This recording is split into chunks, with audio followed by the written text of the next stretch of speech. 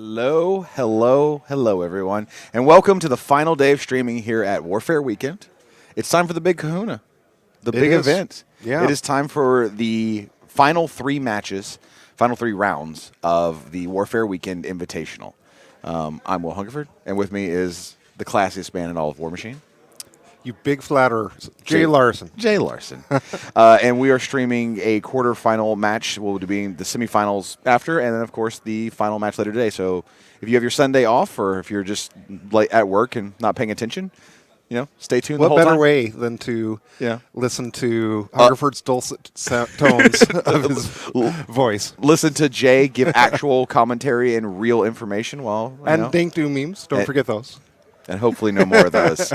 Our first game we're streaming today, and you can see in the background we've got all 8 of the players in the Invitational at the moment, is Jake Van Meter versus Marc-Andre LeBlanc. So they played the first 2 rounds of the LCQ last night, starting at 8 p.m., went till midnight, and now we're down to the final 8. So we've got Mark playing, he's a Merc player in this one, versus Jake playing Legion to literally no one's surprise. Yeah, so something that's interesting about this is Marc-Andre won Masters, I believe, no, it was the Iron Gauntlet at Lock and Load.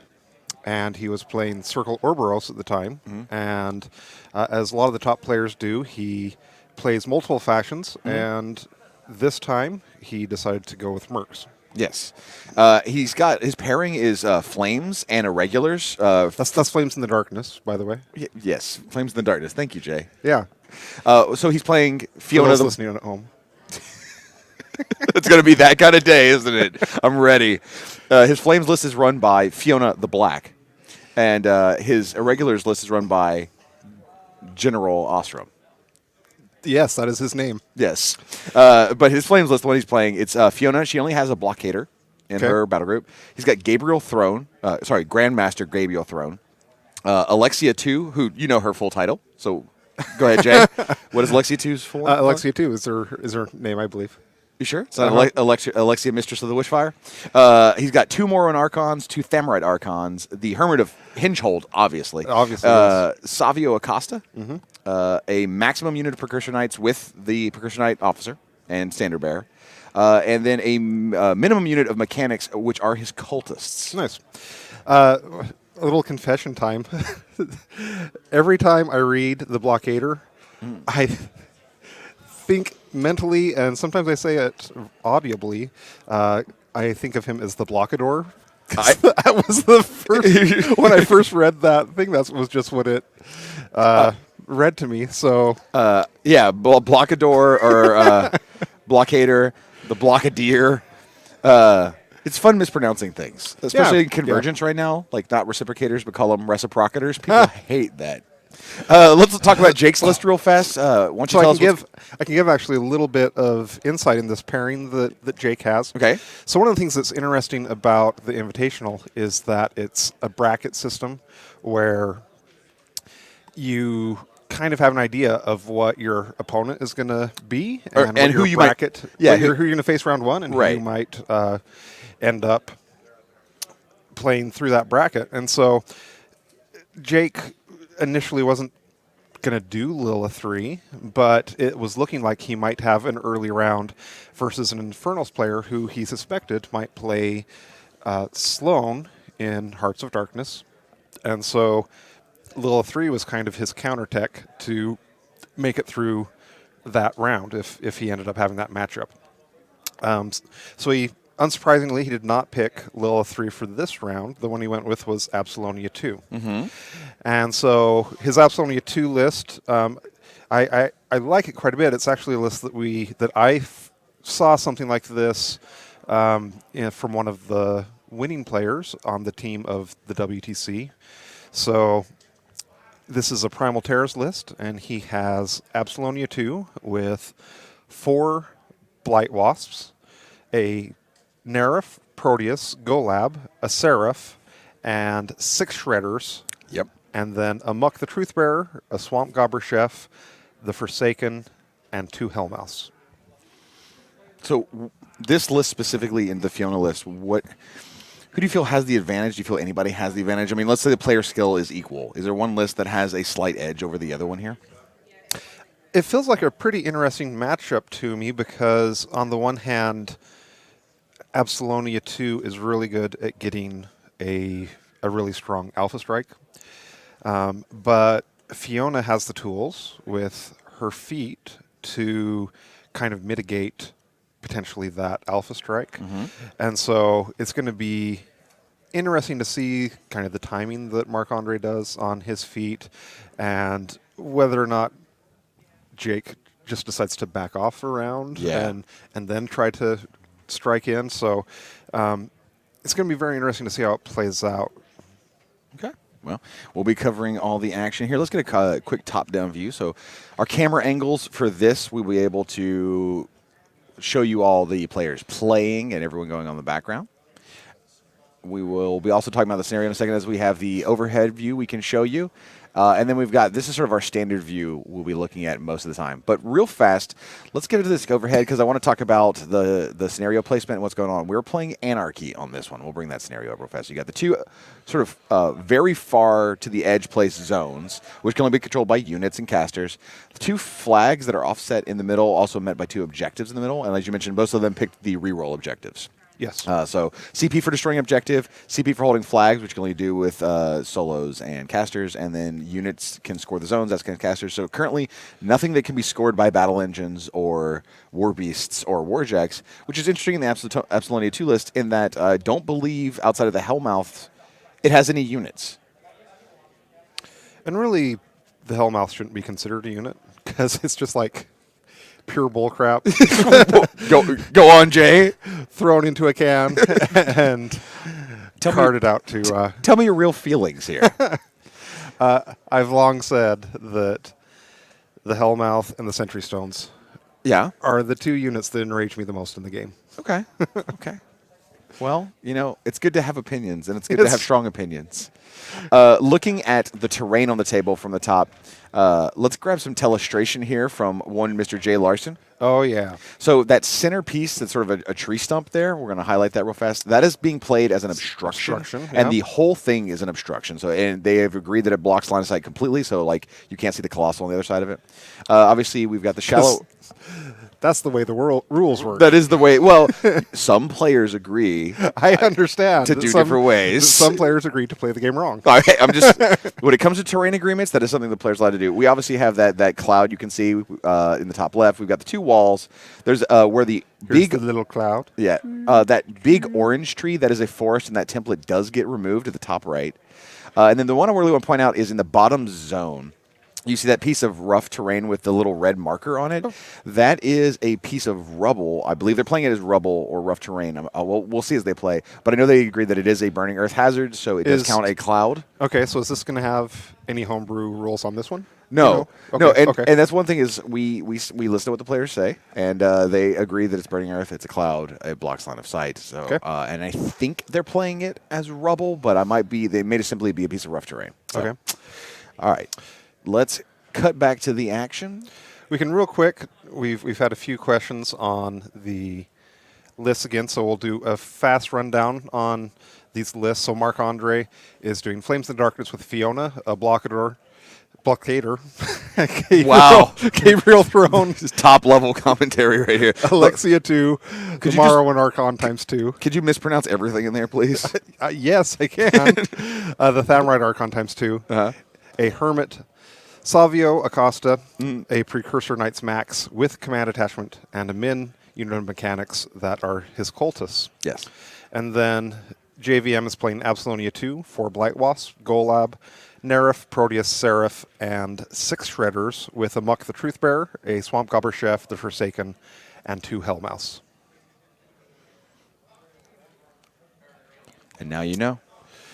So Jake is having his stuff run forward as he is wont to do. I mean, it's a better move than sitting in your deployment zone and passing turn, right?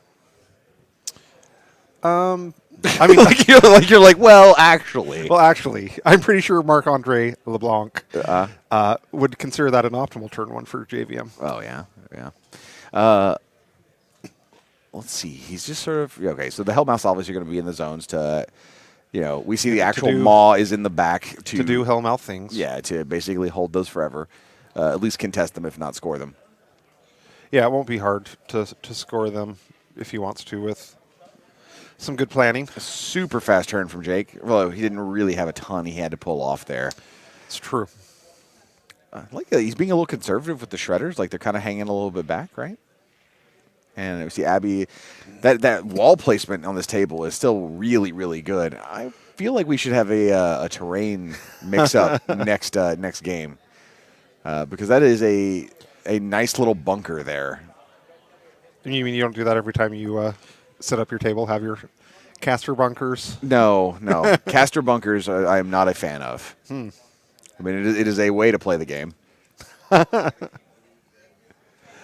do. A lot of times I do like to have one side of the table have something like that so that the person going second potentially has that as an option to pick. I think there's ways to make more engaging choices other than the obvious one. And to me, if you've got a caster bunker outside of the kill box, it's so obvious often. Like you're just like, yep, that's Here's where my casters going. Yeah, I mean, like, will you hand me the other sheets right there, Jay? Because one thing I want to do while they're having these early turns is I want to talk about what everyone else is playing. Now, I can't sit here and go through everybody's list, but I just want to talk about the other players in the top 8. We should note that in the Twitch chat, Zosha has manually inputted the lists in Conflict Chamber. Oh, that's awesome. Thank you, Zosha. So you can, I think she might have posted that in the Facebook group as well. You can look at the list there. Yeah. So for those of you who want to check out the lists, go check out Zosha's link. Thank you again, Zosha. For those of you who don't have a chance to right now, just listening, we've got Bubba. Bubba Dalton, he's playing Scorn. He's running Exalted and Winds of Death, run by Zaltu and Rosheth. Ben Beckman, yep. He's playing Retribution. He's running Defenders and Legion, run by Gareth 2 and Syra. And Ben won Masters of Lock and Load with basically those lists. Yep. Mac McWaters is in. He's playing Kador. He's running a Flames list and a looks like Holy Warriors of the Old Faith. Yeah, he's running a Warriors of the Old Faith list. His Flames list being run by Zerkova 1 and the Warriors list by Vlad 3. Alex Cosma is in the top 8 playing Scorn. He's running Exalted and Disciples of Agony. He's running Makeda 3 in his Exalted list and Primus Jalam. I almost said Prince Jalam. As his Disciples caster. Brandon Owens is playing Crucible Guard. He is running Prima Materia and Magnum Opus. He has Gearheart and Silvestro as the leaders of those two. And Brent Simon is playing Grimkin. He's playing Bump and Dark Menagerie, and he's running Old Witch 3 in his Bump list, and he's running Child in his Dark Menagerie list. Awesome. So there were some conspiracy theories floating around yesterday that I would like to get a confirmation or denial. Yeah, I love when we do this live on stream. Go ahead, hit me up. So there were 4 Scorn players who got paired up versus each other and last night. Yeah. And the Empire feels like there might have been some anti-Empire, Scorn Empire bias going on here in the pairing process. Yes. And you would like my confirmation or denial of what? That you guys have it out for Scorn. Well, Privateer Press comes to Warfare Weekend as guests, and we're here to just generally enjoy the community, have fun, commentate with people that don't accuse us of things, and and spread the love of the game. We actually don't run the events here. Now, I know this is news, TJ, but next thing you're gonna do is tell me that jet fuel does not burn steel. What I'm saying, Jay, is that we have no power over the pairing process, but I don't believe that the judges here at Warfare Weekend would do such a thing to Scorn on purpose. I would say it was random luck. Okay. So, in the theme of giving the people what they want. Oh, is that what we're doing? Yes. Okay. Captain Ron says, just woke up and could really use an audio-visual meme. So let's do that. Oh, my God. So, Tony, we've made so many mistakes. This is going to basically encapsulate your day that I'm about to have. You're about to experience. Okay. So this meme is the meme where someone is pulling up the Trojan horse to the gates of Troy, And the Gates of Troy above it, it says literally anyone. And then pulling the horse is a stick person. It says me. And then the Trojan horse outside it, it says an innocent conversation topic. And then inside the Trojan horse, it says an obscene amount of Dune references. I mean, that is accurate for you. Yes. Don't worry, we can do this all day. I mean, you can. As a man and a human being, I have a snapping point. So he's towing the cloud here with his Archon. One thing that's nice with the Morrowind Archon, a combo, if you will. Yes. When Fiona ends up using her feat, the Morrowind Archon is going to make it that much harder for the attacks to actually land with the -2 to hit aura.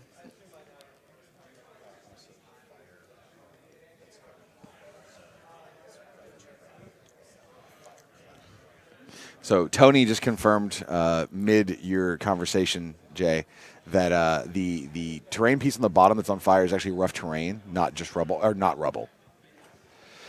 So Lord Rock says here in the Twitch commentary, he who controls the memes controls the commentary. It feels like you need to up your meme game here, Will. I mean, see, here's the difference. Do tell. They can fire me. They cannot fire you, Jay. They can also give you huge promotions for being as awesome as... Yeah, I guarantee you on Sunday morning, Matt Wilson's listening to the stream going, if I don't hear more memes from Hungerford, he's done. Sounds about right, yeah. That is not the case. I'm going to get a top-down view of what we got going on here. So let's give you a chance, Hungerford, to talk a little bit about Archons. So the Archons in the storyline are a response to the Infernal Invasion. Yes. And we're starting to see, at this point, almost all of them have released. The Dunian Archon was here at Warfaire Weekend, but its release date is coming up here soon. What have you thought of these models? Well, I think the idea, first off, conceptually, it's great. Like, everyone loves angels, and I think that the models themselves look brilliant, and then seeing them on the battlefield. I mean, you can look at this battlefield right now and be like, yep, I know where all the Archons are. Right. They're just gorgeous models. But we wanted to have big impact models that really affected every army they could possibly work for, and I think that goal has mostly been achieved. Almost every Archon, I mean, the Void and the Thamorite seem to be the most popular out the gates. Followed, I'd say, probably by the Morrowind Midnight, and then, to a degree, the Primal. But I would say the Midnight's been the most popular. You think more than the Void and the Thamorite? More than the Thamorite, yes. Oh, I see a lot of people talking about and playing with the Thamorite, but fair enough, right? Fair enough. What do you think? Here's my question: do you think the Midnight one is more popular than the Void?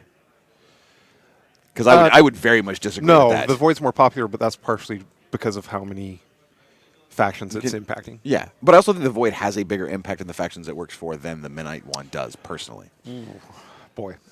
Point of conversation. Anyway, they're all having a big impact, and and that's what we wanted. We wanted them to show up and not be like these solos that came out of everybody like those are cool. Like, the Infernals hit. It's a big plot point in the storyline of War Machine and what's going on, and we want the response to be as equally big a plot point. And so we're overall really happy. And one thing that happened at this show was a lot of people came up to me, and I had this conversation with literally 5 or 6 people who were like, at first, I didn't really like the Dunian Archon, and they're like, I got some games in with it at this show, and they're like, it did a lot of really cool things and let me do a lot of really fun things. So I always like when there is this sort of on-paper perception, and then the on-table perception helps them see other opportunities. So I'm going to ask you some of the hard-hitting questions. Yeah, I'm ready. That the people want, Will. Yeah. So I think that with Oblivion and the release of some of the themeless, like Flames in the Darkness, Warriors of the Old Faith, and a lot of the Archons are it seems like there's more of them that work for more of the War Machine factions. Those theme lists are a little bit more for the War Machine factions. There were some Hordes players that were maybe feeling a little bit left out in comparison. Yes. Is there anything that they should be excited about or looking forward to? I can say that Hordes players should not feel left out and definitely not feel forgotten. The Infernal Invasion is going to be an ongoing storyline for quite some time and all the ramifications of it. And the initial volley was very War Machine focused, both in the Order of Illumination and now the Convergence's response to it. Mm-hmm. But if you are a Hordes player, you have good things coming. Awesome. I'm sure everyone will be glad to hear that. So, yep. And I mean, yesterday we showed off the renders for several new models, including the new Pharaoh Warlock Helga on wheels, and that's very exciting. The first ever second iteration of a Pharaoh Warlock. A lot of people thought it would have been Carver, but it ended up being Helga. I will say the model looks very sweet. Yeah, yes, she does. The hog on a hog. The hog on a hog. The highway to Helga. It's that was one that you did the concept on. Is that correct? Almost. So, I took over Riot Quest very early on its development. At that point, James, Dez, the models in the starter box had already been concepted, and then I think it had been concepted basically up to about Bella, and then after that, they were like, they let me start doing the concepts. And I think one of the first ones I did was like Crawtooth, Wolf with No Name, and Butcher 4, and then from there on, it's mainly been the concepts I've been pushing.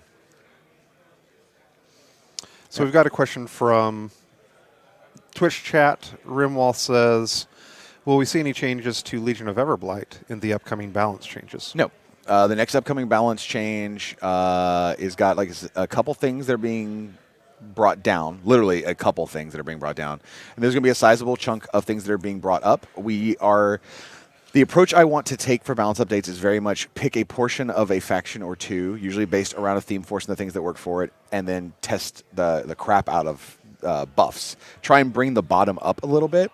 There are things in Legion I definitely want to get to, but balance updates, we just, when we can finish a chunk, we will push them out, and the next chunk is not Legion focused, but that doesn't mean that Legion's never going to get another balance update in the future. I can tell you just right now, when the time comes that they're on the schedule to begin their testing, like, for example, I definitely want to see Bethane get a bit of a rework and maybe some of the things that work around her.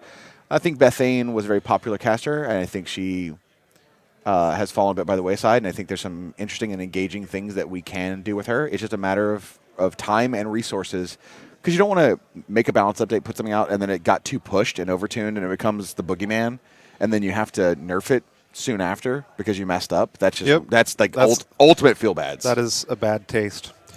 So Flu Shot says, would it happen to be troll focused? Because I would really like it to be troll focused. I mean, it could be. It could be. It could be. Okay. It could be. Well, we'll come back to some questions in a second, but to give some commentary on the game here real quick. So one of the things that Marc-Andre has been trying to do is move up and stay outside of the threat ranges of JVM, and that's going to give Jake a kind of a difficult decision on, and this is a classic going second gambit that I like to try to do, and I'll do a little illustration. So he's coming up, saying his line of battle here, and now Jake kind of has the decision. He can't get the alpha strike off on really his stuff, and he has to figure out what he's going to do to be contesting these areas in here. And it's kind of a hard choice no matter what he does, because whatever he moves in here is likely going to get counterattacked and destroyed. Or if he doesn't move stuff in here, then he's just going to lose a bunch of control points. Yes. And so both of those are kind of a feel bad. Yeah. Kind of not just a feel bad, but a bad move as well. Will not win you the game that way. So for those of you, we often talk about these streams in a very experienced player manner. Like, Sure. but we know we have new people that are watching for the first time.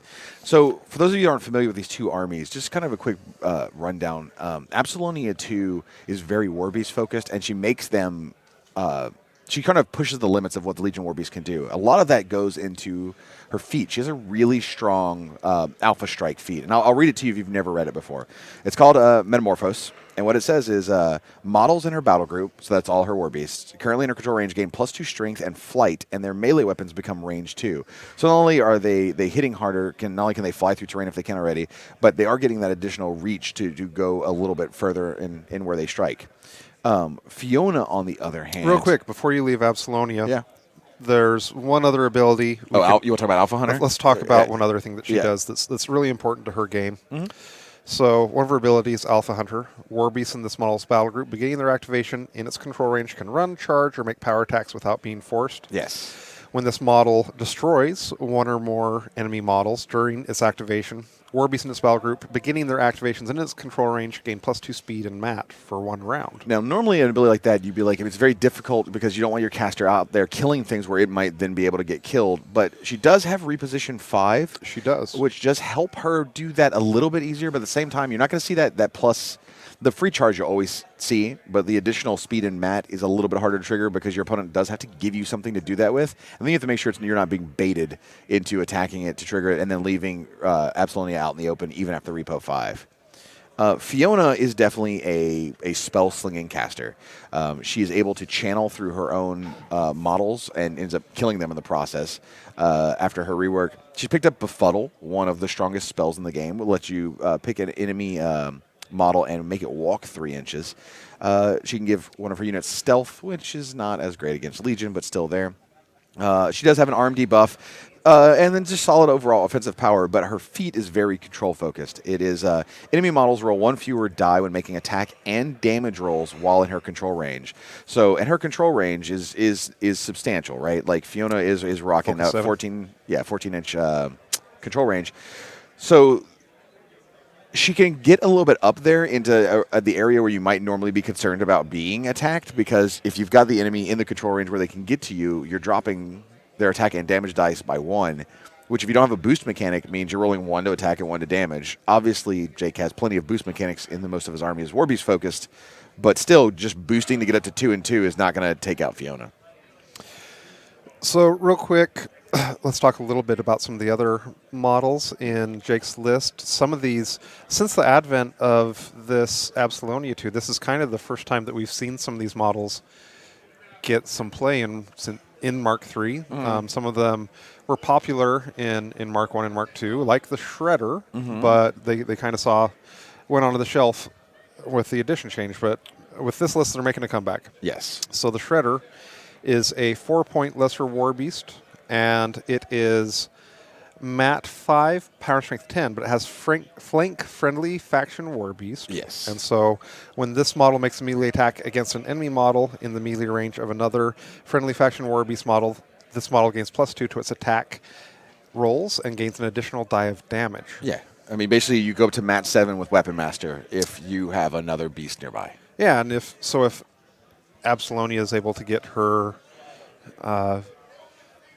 ability off, going up to power strength 12 Weapon Master is pretty okay for a 4-point model. When you feat with them, right, so they become speed 6 with flight, but then their reach goes from 1/2 inch to 2 inches. You gain an 1.5 inches of melee attack, so that becomes pretty substantial. Like, those 6 shredders in his list may seem, weak individually, but it's a good combo. It's a good just bread and butter combo. It gets work done. It does. So Lord Rourke says that we need a sandworm emoji, and I couldn't agree more.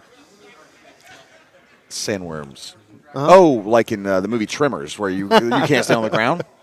Just like that, yeah. Okay. Got it. I've seen that movie.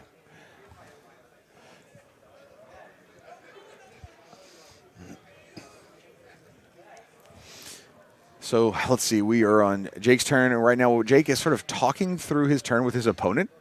Yep. And he's sort of just saying what he's thinking about doing, his intents. And we hear Mark like they're discussing rules, they're discussing interactions, they're discussing strategy. Honestly, and that's the kind of good like clean game this is.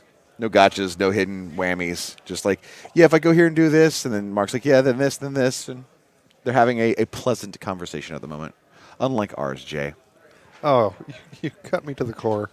You cut me to the dank dune memes. You did this. It is a little interesting. So one of the tricks or things that some people have been doing with Fiona has been taking a Toro and then casting Befuddle. Yep. And moving a model up and then Countercharging it with the Toro. Countercharging with the Toro. Yep. But that's some tech that Marc-Andre did not choose to go with. No. Which can make a little bit more sense that he did that. Part of the strength in that combo is, frankly, versus people who are unaware of the interaction, and most of the players in the Invitational are going to be aware of how that works. I would imagine that most of the Invitational finalists would understand that the Befuddle Toro thing is a thing, right? It's a pretty good gotcha, but they're not going to get got.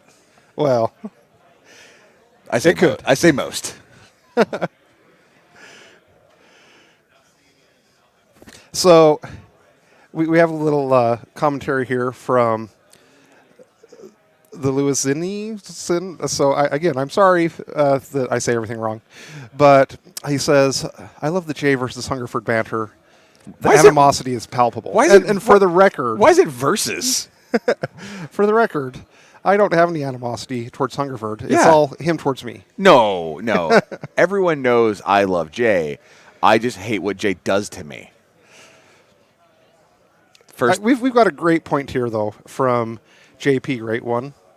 He says, someone remind Hungerford that he needs to buff Haley too. Yeah, okay. Hold on, I'll get right on that. I'll tell you what, she'll pick up a mobile in the next balance update. Well, it's like a buff, right? It's a new ability. Doing a callback to yesterday, I'm pretty sure that she's a very righteous character, very righteous model. Should probably be like defense 24. I will say that of the stuff in Signar, I would like to see buff, of which there is some stuff. I don't think Haley 2 is the top of the list. I think there's some infantry, some solos, some jacks, a couple other casters that I think we could put up. I want to see re-examine. Go into internal testing and possibly bring them up. And I don't know that Haley 2 is necessarily on that list. Haley 1, maybe. Yeah, that would be interesting. So two things to talk about while Jake is in the think tank here. It's interesting. He in general would not want to spend the start of his second turn being at 42 minutes. Yes. And not having started doing anything. Yeah, but this turn's so crucial. It is a crucial turn, and it's basically, if he makes a big mistake at this point, it could be the game. But on the other hand, if he doesn't start doing stuff soon, yeah, that could also be the game. Jake is not a player that often clocks himself, though. That's true. Yeah, I've rarely seen a game where he went to clock. So I think Jake's clock management is superb. Point. Yeah, it's superb. One other thing I was going to mention. So I'll do the telestration real quick. Yeah, bring it up. So this model right here. Yeah, the Blockador. The Blockador. Mm-hmm. So this is a newly released model. It's a Bahi model. Yes. That is a newer release that is making its impact on the meta. Mm-hmm. I want to give you a chance maybe to talk a little bit about the design on what you guys did with this one. What's interesting is that when the Galleon first came out, the design for the now I can't even say it right. Yes. The Blockader was already done. We've actually had the design for it for quite some time, but with production issues, just resources and time, it didn't come out for quite a while. The Galleon is a strong Colossal. It is a good, solid Colossal, especially after some of the changes that happened to Colossals throughout the CID process. And we knew we wanted to do something very different with the Blockader, have it fill a different role, so that when you looked at the Galleon and the Blockader, you were like, okay, this one does this better, this does this better. And I think overall we're really happy with where it came out. And it seems that the Blockader is far hotter in the competitive scene right now than the Galleon. It is, but I don't think that in general play is just obsoleting the Galleon. Like the Galleon is still solid. Let me give you my analysis of why the Do I have an option? Blockader Yeah. is seeing the impact that it is. So the Blockader has 2d3 10-inch sprays. Yeah. And I have it on very good authority that D3s are maximum fun. They are.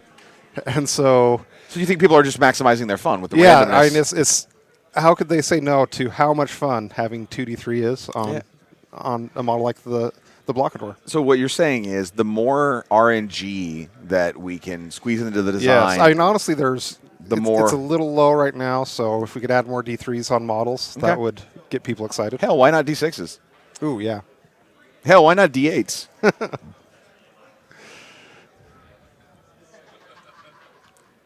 I think a large part of why the Blockader is more popular right now is largely part to the scenario packet this year.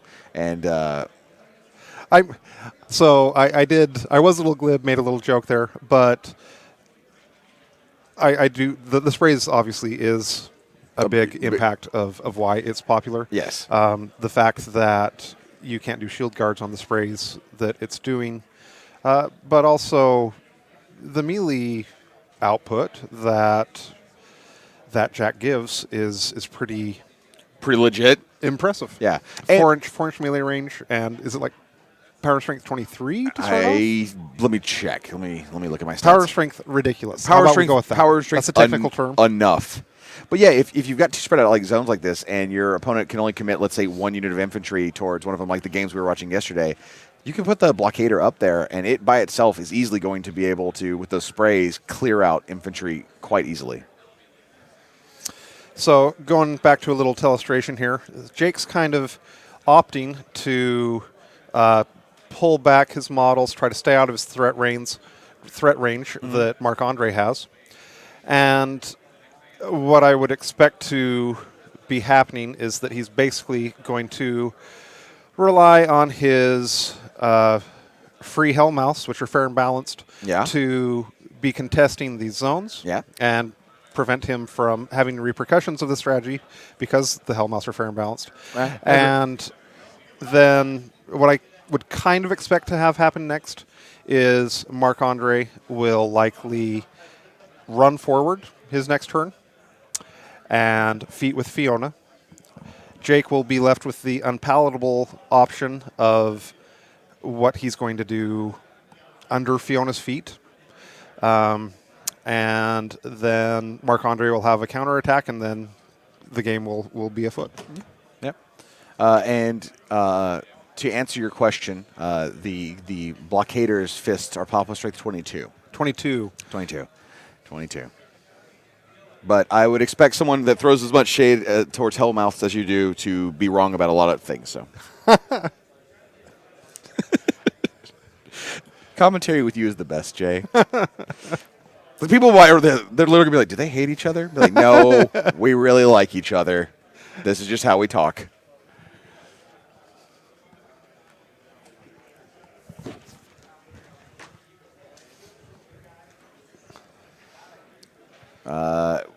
Jake? Weird. Jake literally said to Mark, "Can you help me here?" Like in a joking way. So let's take a look at the players themselves, because Jake is definitely in the tank, and we've got the rest of the Invitational going on down there. It looks like none of the other games have finished yet. Our judge AK watching all the tables. Flushot says, but you do like each other while sitting at PF Chang's. So it's been a tradition that Hungerford and I and my husband Brian, we go to PF Chang's together so that we may feast like kings. Tradition was broken this year the three of us went out to a very, very fancy restaurant. The Crossing. And I had sliced duck breast, and it was delicious. And I feel really good about this new tradition where we go eat at super fancy restaurants. We could keep doing that.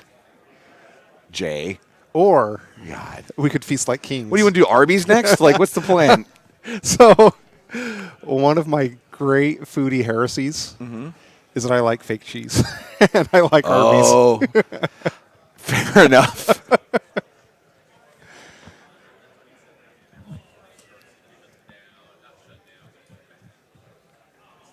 And Jake is in the tank this turn for sure. All right, go lab. Salsa Shark says Jake's going to clock turn 2. No. That would Oh, my God. That would be a little anticlimactic ending of the game. Jake went first, yeah? Yeah. So top of 2. Top of 2. Top of 2 clock. Hey, I've had... so back in the day, at the start of Steamroller, there weren't really clock requirements. And so I played in a Steamroller where my opponent went... I ran forward. He did a few shots at me, and he was so slow on his turn that the round time was called then. The dice down happened? And he had killed some of my models, so he won the tie breaks. Yeah. Yeah, that's why that system was bad, and we got rid of it. Yeah. We've definitely seen some progression, some advancement, improvements with the Steamroller pack. I obviously can't say anything yet, but I will say I've been cooking up some crazy stuff for the next Steamroller update. Oh, nice. New evolutions to the competitive way of playing War Machine. We'll see if they pan out, because sometimes you come up with an idea, and you're like, I wonder how this would work. You test it for 10, 12 games, and then you're like, well, that doesn't work at all. And then you just scrap it. So Jake has passed turn, and it looks like his turn was basically measuring out all of his threat ranges, making sure he's not going to get murdered, and then playing super conservatively. I don't think a single attack was made. Yeah, I don't think so. He's just trying to stay alive. See, in a normal matchup, it would be pretty easy for Marc-Andre to put pressure on the circle zones. But we live in a blighted hellscape where that's not the case. Say again? We live in a blighted hellscape. Where what's not the case? My headset, I didn't hear what your first part was. Oh, okay. Yeah. I mean, the zones are safe, basically. Oh, sure. Yeah. Yes. Good chat. So it'll be... I'm curious to see how Marc-Andre responds. There is potentially an argument where he also stays out of threat range and holds his feet, maybe scores a flag, and but it does kind of feel to me like you're likely to see Fiona feet and have him just run his stuff as far forward as it can. Yeah, well, kind of what I was looking at is between the blockader and the 2 angels up top. Yep. Can you clear the hell? You may not clear the Hellmouth, and you're not clearing the Shredder and the Trench, I don't think. But can you clear the Hellmouth this turn in the top zone and just get rid of that? So I'm not sure if you're aware of the math on removing a Hellmouth, but no, he's not removing the Hellmouth. I mean, he might be able to. Sure. Okay. I mean, what if it happens right now? Then that would be awesome for Marc-Andre, and it would be awesome for the world to have one less Hellmouth in the world. God, your bias is showing so hard right now. Is it? Yes, it is. Is it bias? Your bias is showing so hard. I kid. It's in good fun, or do I kid? I think it is in the realm of possibility to remove it this turn. So, okay, let's do a little mathy math here. Yep. So, go ahead and look at on the blockader. Its sprays are power strength 14. Yep. And the Hellmouth is arm 18. Yep, and you roll 1 less dice. Roll 1 less dice, so you can boost up. Boost damage. So you can go to dice off 4. Dice off 4, yeah. Off of, let's just say, an average of 4 sprays. Okay. Let's say an average actually 3 sprays. Okay. So let me pull something up here in front of me. On average, you'll do around 9 to 10 points. Yeah, 9 to 10 points, which... They're a 10-point unit. Yeah. They're 10 hit point. Just want to check something else. 8, maybe. They're actually only 8, Jay. So mathematically, by actual averages, if he could get the sprays on the Hellmouth, which I don't think he has, I'm not sure he has the range, but if he can get the Blockader on the Hellmouth and then has the feet to protect the Blockader, he would mathematically kill it. So to answer your question from a little while ago, yeah, I've done the math. Oh, okay. Awesome. Thank you. You monster.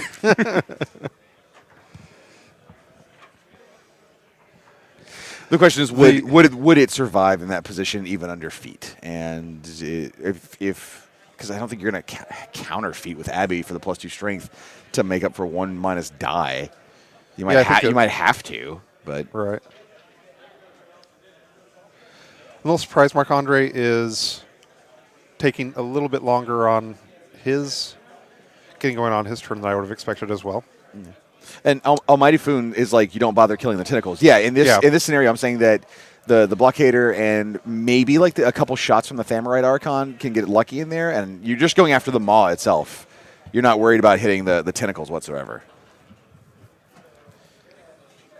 In the southern zone, I think the Morrowind Archon down there is pretty well blocked out and not able to get to the Hellmouth with a charge. I don't think that's happening. Yeah. Though the Thamorite might be able to go pop a couple shots at it. It does get D3 shots, does hit relatively well, though it's only going to get 1 die. It does get the reroll. Or wait, did we change that to other model? I'm going to look it up. I think it gets it on the attack roll. I believe it does as well, but I think it's Thamorite models in its command. Yeah, which there was a while there where we tested it as other, and I want to make sure that is, dev brain. I've got both versions stuck in my head. So the Thamorite Archon, POW 14, D3 shots.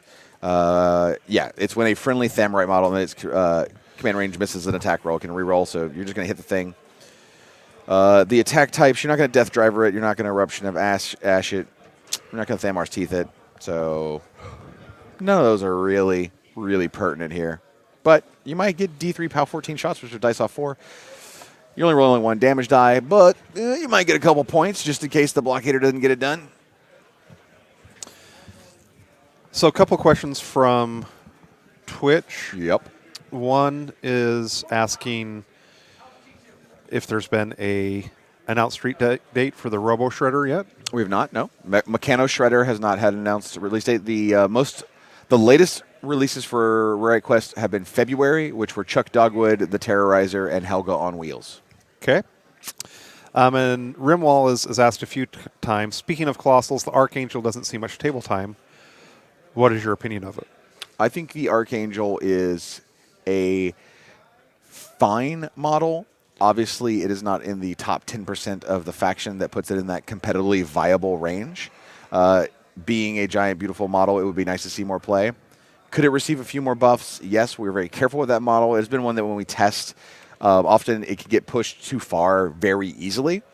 I don't think it's out of the realm for it to receive some more buffs in the future, but I think they would be small buffs if any did come.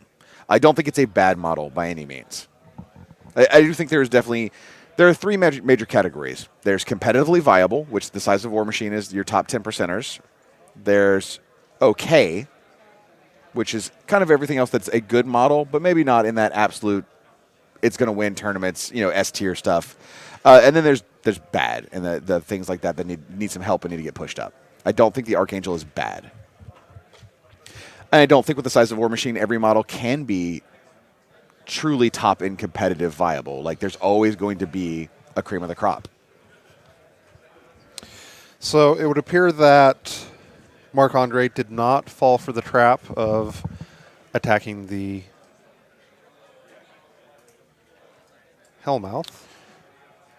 You think that, well, Anyone playing in the alternate caster event, please turn he's going after a few things. Now, why do you think it would have been a trap? Because, again, they don't die. We just did the math. On averages, it dies. It actually, with that flag placement, it looked like it might have potentially been difficult. And that's what I said at the beginning. I didn't know if he actually had the range to get the sprays in there, right? But I think if he did have the range, I think like we mathed it out. Average-ish, he just gets there. The thing is, he's going to have at least one Archon in the zone, maybe two. So looks like it's taking its D3 shots. I believe it only got one. Maximum fun.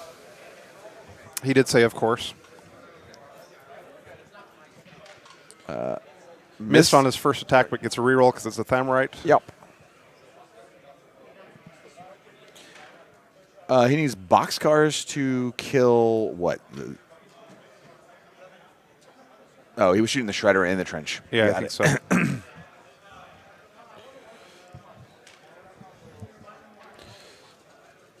Mind is gone on the Shredder now. Nice. Almighty Foon on Twitch chat says, what theme is Jake playing? Jake is playing Primal Terrors so that he could get Jay's favorite requisition option, Free Helmuth. Favorite. Favorite.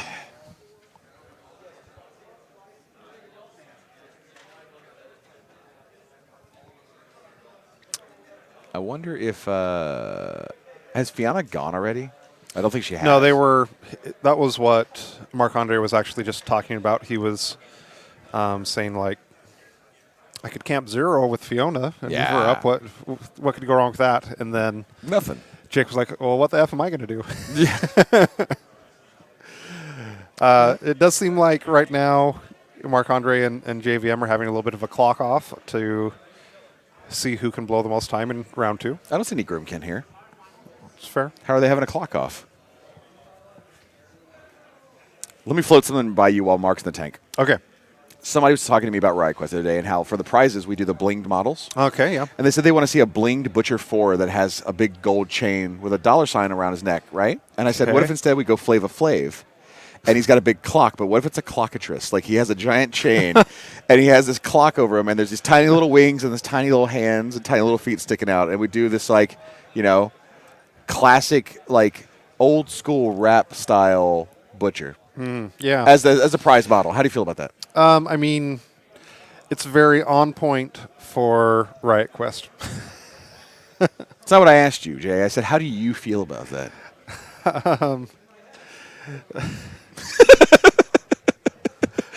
Let me take this opportunity to share with you an anecdote. Yeah, what goes around comes around, Jay.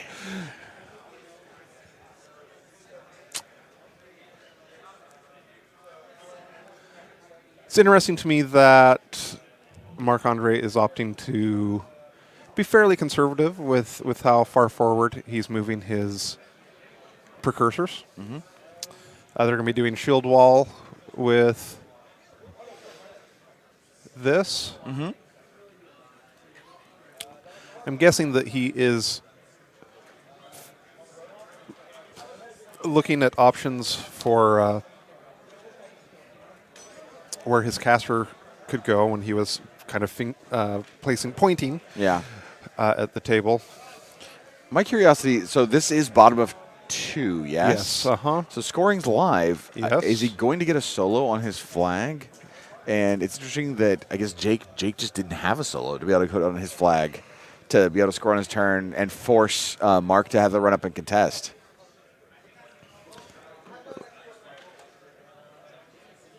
We'll see, though. I believe those are field mechanic gobbers down there. Yeah, I think so. And it looks like they're just towing in on the zone. I think that he's moving. He has that 10-inch widget out to check out the range on a spell for his arc node. The cultist unit becomes arc nodes for Fiona. Yeah. So Fiona is moving up so that she's in range to get rerolls from the Thamrite Archon. Yes, indeed. Is there behind a bunker of the objective and precursors. Looking. Jake is sort of confirming the threat ranges of the beasts right now, so that threat's again, 13. There's no gotchas. Checking the kill box to make sure that Fiona's in a safe position and is getting all the buff she wants. Pops the feet. Yep, feet is up. Needs a 6 now.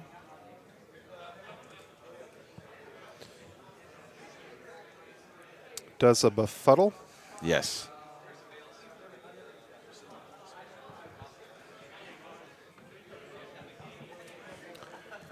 So it looks like he's going to Curse of Shadows out of Acosta into the Hellmouth unit. Hits him, does 3 damage to Acosta for his troubles of having a spell fly out of his face.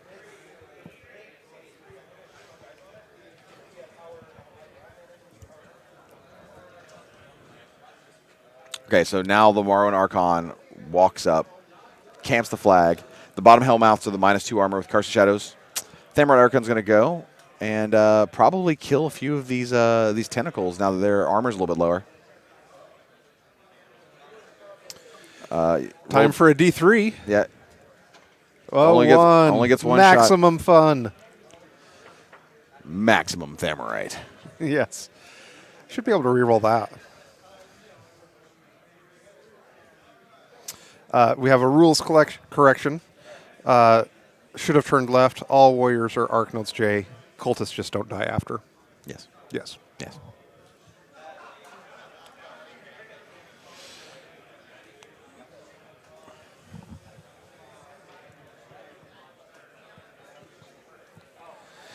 So I think he wanted to get more shots, and I think he wanted to actually send Acosta in on the Hellmouth down there. No, it's his Morrowind Archon that he's looking at having. Oh, that one hasn't activated yet, but yeah, he's gonna. So he wanted to have the Thamrite Archon clear out those 2 tentacles and then send in the Morrowind Archon, and then he said, "Now I'm at a point where if I do this, Acosta will probably have to go in and clear out the way as well, which will mean that Acosta will die." Yes. So, but you get rid of a Hellmouth. Will it?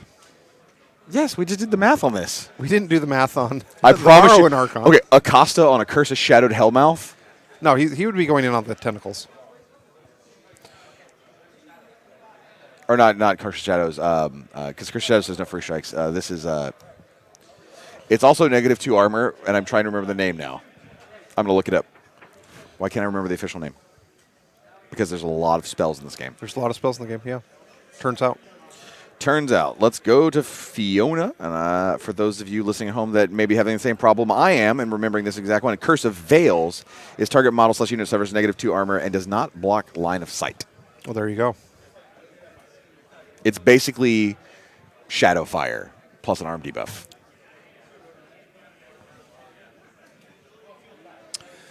For those who are joining in, we've had a few questions on what point of the game this is at. We are currently on the bottom of turn 2, yep. Which would make sense why Marc-Andre is at 29 minutes. That feels a little sarcastic. I just lied. That doesn't make sense. Okay, so the Morrowind Archon is not going in. It's just going to... So he's going to go in to give the aura. Well, so it has a harder time hitting, and then Acosta's going in. Yep. And there's a free strike going on. Free strike misses. So now Acosta gets 2 hits. POW 15 Weapon Master on this thing, which is -2.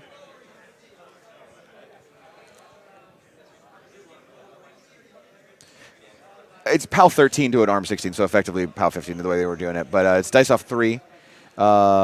He was a Weapon Master, and I think he only did like 3 or 4 points. Yeah. 2 dice off 3. This is an 8 hard to 8. kill. And that doesn't happen because it's a Hellmouth. I know. He just rolled really badly. He rolled a 6 on 3 dice. And then a 4 on 2. So this is totally not like confirmation bias or anything like that. Yes. But every time you commit to kill a Hellmouth, you roll below average. Wow. Every time. Every time? All right. 100% of the time. Every it time. It works 0% of the time. Oh, fair. So it looks like our score is going to be 1-0. Mark scores 1 on his flag. Jake does not score any on his turn. Clock is back to Jake, and we are the now top of 3 with about an hour left.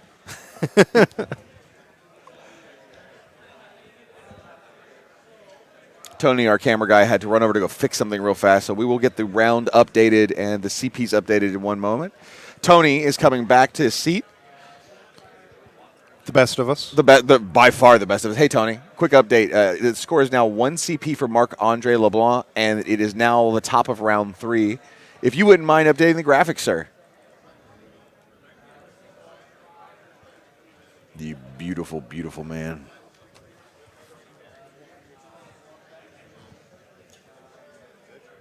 Great, thank you.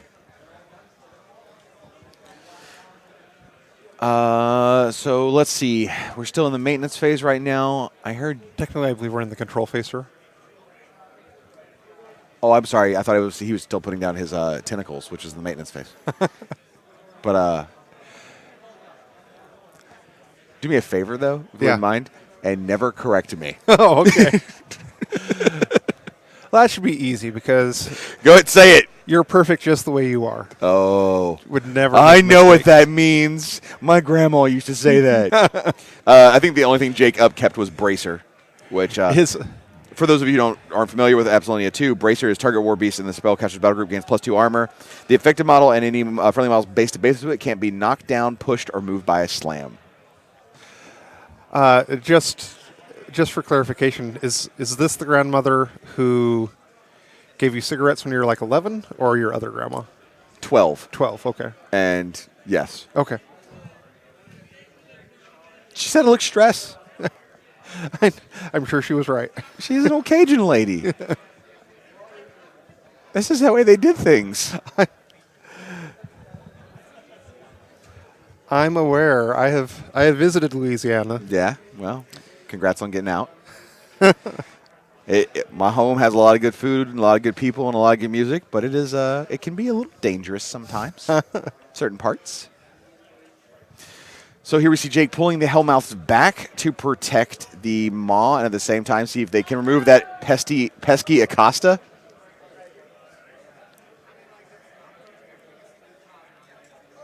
I believe that. Let's switch the camera here. Looks like the Morrowind Archon got dragged in. Can't actually get to the Maw. I think that it is going to be short for this world at this point. It's probably going to have a bad time, yeah. So tentacles. I'm not sure how far out the control range is going on Fiona, but I'm pretty sure that it's going to be out. The control range on Fiona would be 14 inches because the control range of a caster J is twice their focus stat. It is. So for those who are joining us might not know where Fiona is. So right here is Fiona. Yep, she's right there. Her feet is up, and I'm pretty sure that's going to be greater than 14 inches. Yeah. Can you pull up Fiona? Is it the attacker that has to be in the feet? It's enemy models in her control range. Yeah. Suffer -1 so dot. Definitely the attackers are going to be outside of her control range. Yep. So there was a lot of back and forth there, and as far as I could tell, all the tentacles are dead on Jake's turn, and Acosta and the Morrowind Archon are just closer now. So that doesn't seem great. So we have a question from Sovereign Salt. He says, who is the faction most seen in these tournaments? One thing I think that's been interesting is that we've actually, it feels like, had a pretty good spread of factions. Yes. Yeah. So that's great. I would say there's groupings of factions that become more prominent in the meta and then groupings that become less prominent, and that sort of cycles. Yep. But it's rare that it's ever just one. Like, we have seen, we've got Scorn, we've got Mercs, we've got Legion, we've got Crucible Guard. I think that Scorn might have been one of the more popular ones this Invitational. This Invitational, I feel it was Scorn and Infernals. Yeah. I feel like I saw a lot of Scorn and Infernals. Yeah, I think there was a fair number of Infernals players that hoped to kind of catch people unprepared or unfamiliar with it, which is a good strategy. Yeah, new faction, right? Like, not everybody knows what they do. Especially if there's pre-release models here that no one's really had the time to play against. Right. And they haven't done proxy runs. I do like this suggestion for a Haley adjustment. Lord Rock says, all models in your army get echoes. Yeah. Yeah, that sounds pretty awesome. Yeah. We'll never do that. But it is an idea. And there's no such thing as bad ideas. There's just ideas that will We're never happen. Workshopping it here. Salsa Shark 01 says, every time I hear Jay complain about a model, I think back to 2015 and having him ruin my 2015 Kingdoms with Haley 2 glowering face. Kingdom Con, I think. Kingdom Con, yeah. I'm sorry. Are you? I've grown as a person. Okay. Were you? I never want someone to have a bad time when they're playing a game. Okay. Our shared glances don't translate well onto a stream. Now, Jay, I did miss it. What happened with the Hellmouths at the bottom? Why on Jay's turn are they all dead? And the Morrowind Archon has moved up. And none of his guys died. I feel like I missed something important there.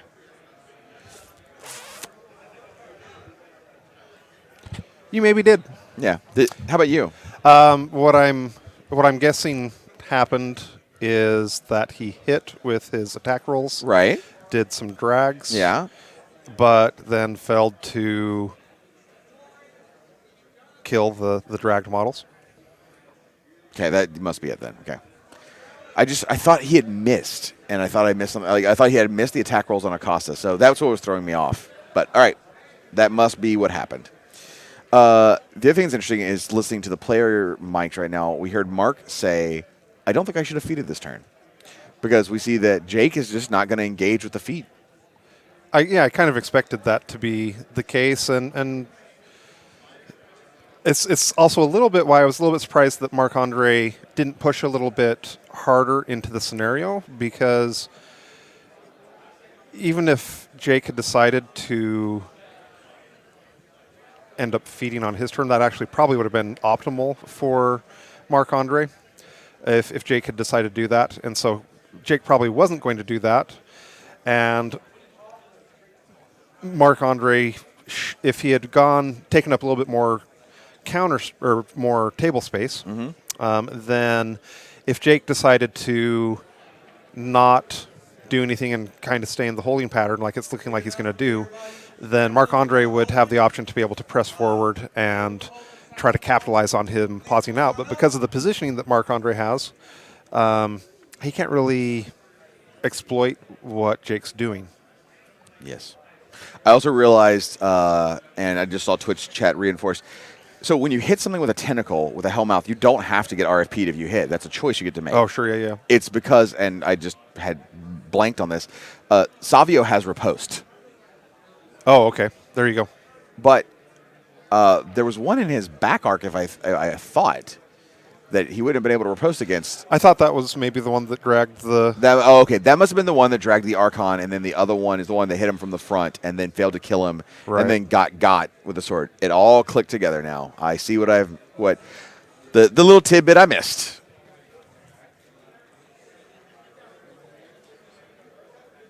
Alternatively, dodge on Savio means he might have just attacked, missed. That might have been the miss I heard, was that he attacked, missed, turned, and swung. Got it. It's all we have Scooby-Dooed this together. So Absalonia is advancing and then repositioning over central to her board. And the reason I think I fixated on that interaction so far is because that's probably the only attacking that's happening this turn. The rest of it is just repositioning to not engage in Fiona's feet. So I'm curious, I guess, on your take on this, Will. Do you think that it would have been better for Marc-Andre to have had the center part of his force be going up a little bit farther forward? Absolutely. You know, I feel like he has spent his feet. It didn't really accomplish a ton, and he is now not in a great position to capitalize on it. Like, if you feet defensively, you want to be able to then be able to punch your opponent in the face the turn after. But what he's done is he's feated. He hasn't really created any scenario pressure. Right. Like, Jake's still in a great spot to be able to contest where he needs to and keeps the CP score pretty even. And he can't retaliate. And hurt Jake. We'll see. Looks like we're getting a couple random pot shots, I think, from the Seraph into the mechanics that are towing the zone. And they're both dead. So something that could be interesting for you to touch on as well here, Will, You have my attention? is so Fiona is a caster that has had recent updates. Yes. Some pretty significant updates. Yes. What were your guys' thoughts when you were going through that process? We were doing the Pirate CID, and we did a review of the existing Pirate casters. And again, we went through the who is competitively viable, who is solid okay, and who is well below the curve and needs some help. Shay and Bart, we felt very good with and what they were doing, especially with some of the new tools they were picking up. But Fiona, we felt was well below the curve enough that she needed something, and that there were some fun tricks, and especially knowing how big a role Thamarites were going to be playing in the whole Infernal thing, it was an easy choice to try and take what there was there, take the concept of this very powerful spellcaster and denial caster, and crank it up and make it a little stronger. And I think that she turned out in a very good place, and also is obviously competitively viable. So I think one of the things I would be doing or thinking if I was Marc-Andre at this point is that because of the way the feats have worked out and that Jake has reacted, I would honestly feel like my best chance to win this game at this point. I know you said that Jake rarely clocks himself, but Jake also hasn't done his feat turn yet. And that's very time-consuming with all those attacks. Yeah, it can be a very time-consuming turn. I think that I would be trying to apply clock pressure on Jake, and there's a good chance I would consider that my primary win condition at this point. Against Jake, I don't know that I would. Knowing Jake, if I was facing Jake, sure. I think against some players you can look at the clock and go, "This is my primary win condition. I can win on clock." I don't know that you can pull that off against Jake. I think that I feel like the rest of the game is in a bad enough state that that's still probably his best avenue to victory. Yeah, and I think that Jake is very, very. He has great. He can speed it up. Yeah, Jake can speed it up and has great clock awareness. And one of the things I think it's important for the viewers to understand is that when you're in a tournament like this, it's important for you to analyze, as the game is going on, what the best path to victory is for you, what your best chance is for victory. Yes. And a clock win is something that is a legitimate path to victory, and it's something that you should be considering. When I played in the first Iron Gauntlet, yes, my first round I got an assassination. My second round was an assassination, but then rounds 3 and 4 were both clock victories. Yeah, and they were both ones where I made conscious decisions. Like for example, in round 3, I was playing versus Colin Hill. Yeah, and there was a point where I thought, okay, I could go for an assassination on Morvana 2, or I could try to get a clock victory. And I ended up deciding that I had the highest odds going for a clock victory, and that almost didn't pan out. It almost didn't. I remember that game, and when he rolled it out afterwards, he would have killed you because he clocked out with the dice being rolled. Yes. Yeah, about to do it. Yep. Oh man. But the reason I bring that up is again, I think there's some people who feel like it's dishonorable, or that there's a clock win isn't as valuable. Let's be honest, it's not very exciting. That's fair, yeah. But if you are coming and playing at a game of this level, you want to win. You want to be a fair opponent, and you want to be a pleasant opponent to play against. But you want to also I mean, as a competitive player, there's you read the rules, and everything that says I win, you're going to weight that. It is a valuable tool to you, right? I can win by the scenario, I can win by killing the caster, and I can win by clock. And if you're playing competitively, you're trying to win the tournament. Correct. So therefore, you're always going to have that one of 3 win conditions in your mind, right? So Fluffy Zealot says, "Are both the Maws dead?" Silly Fluffy Zealot. It's round 3. That means that it's impossible for these Maws to be dead. Here they are. But so yes, while clock is absolutely a viable way to win, and it's absolutely something as a competitive player you must have awareness of. It is not very exciting as a viewer. Sure. As a viewer, it's my like. Although I have had some games where I've been commentating, and it's like coming down to the wires, and we're like yelling at like what's going on, because there does end up being some suspense. There is some suspense. I've seen both ways, where there's that last moment and somebody comes through, and then there's the ones where it's a deflation, right? Where like they're in the middle of the turn, and all of a sudden their clock goes off, and then it's like, that was game. So it is what it is. It is a necessary component of competitive play, because if there weren't clocks in War Machine, you run into the situation you mentioned earlier, where dice down occurs after you've had one turn. Or let's say there was no round timers at all. We would be here for 3 months. That is correct. Yeah. Yes. I'm assuming this score at the end of the round is going to end up being 1-1. Jake is going to get his flag. Neither zone is going to be scored. They're both contested. Jake is going to go contest Mark's flag with his tentacle. So I do believe you are 100% correct that at the end of this round, the score will be 1-1, going into the bottom of 3 with a combined 43-ish minutes left.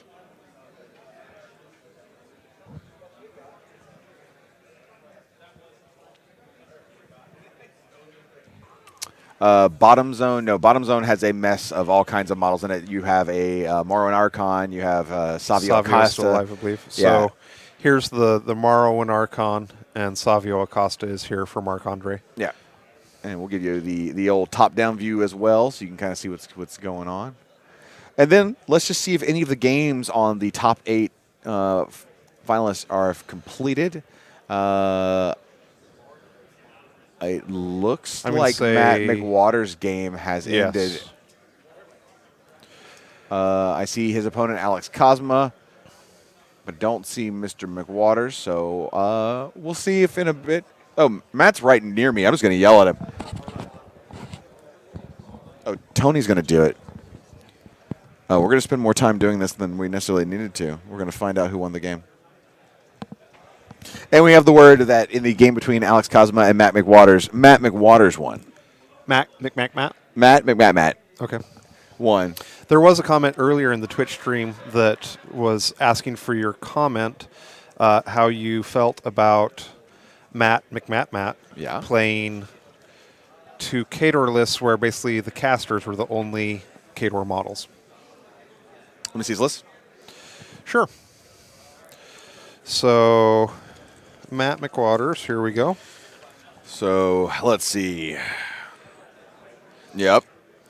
So, one's a Khador list. Flames or Kova 1 is the actual only Khador model in that one. And the other one is Warriors Lilface, and he's got Vlad 3.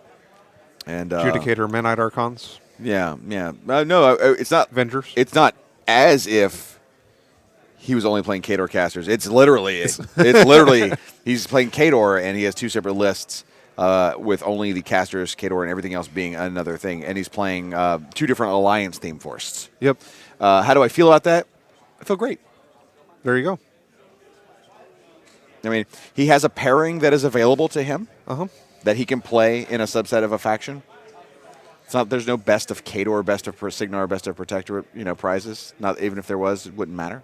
It is interesting. If you look at his Flames list, he's got 2 Thamrite Archons and 2 Morrowind Archons, and then in the Vlad 3 Warriors of the Old Faith list, he's got 2 Menite Archons. So he's made it to the top 4, and some of the new exciting models are evidently doing some work for Matt McWaters. Yep.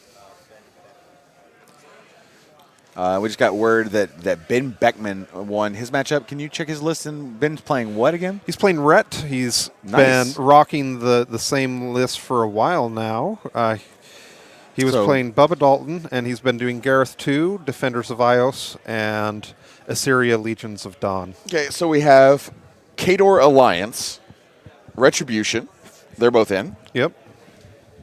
The winner of this, so either Legions or Merc. And then we'll see who wins the fourth game. So it's going to be now the bottom of round 3. Yes, indeed. Mark's feet is down. Jake is going to be at 1 victory point. Yeah, the score is 1-1. He is... Marc-Andre seems to be having a priority of getting going on his turn and going expeditiously, so I think he's aware of what the time is looking like. He gets 2 shots with the Samurai Archon, and with his first attack... Whiffs with the reroll. Missed twice. Yeah. Hit on the second. Does 7 points to the first column on the lesser. Costs is turning to get all 3 models in his line of sight. Yeah. Hits the Nerf. Yep. Nerf's going to take a little bit of damage. 5 to the 2. Does not do very much damage there.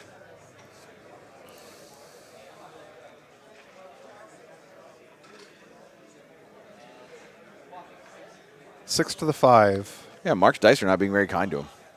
That one, I believe, was a 10 on 3 dice, so can't complain about that. Marwin Archon's going. Hits, crit blind, Isle of Sight. Yeah, goes LOL. They don't care. 6 to the 5 of the Nerf. Yeah.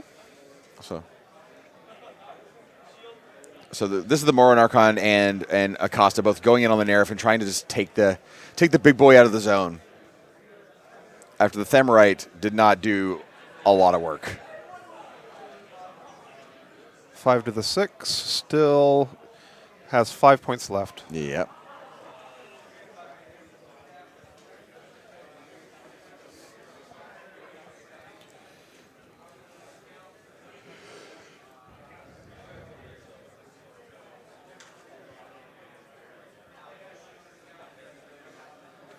So the Thamorite Archon is flying over. He has parry, so... Doesn't have his bow. His bow did snap off.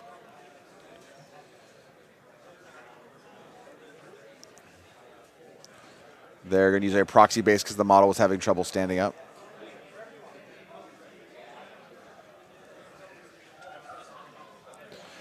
D3 shots, 1 shot, maximum fun. Misses his shots. 6. Yeah, rerolls into a and miss. Misses, needing a 6. 2 shots at a 6. That's a sad time. Dude, Mark's dice are not being okay. This is brutal.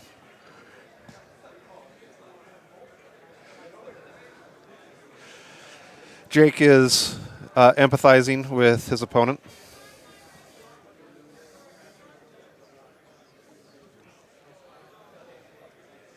And we hear Mark is like, man, I don't feel like I can't accomplish anything. My dice have just turned against him.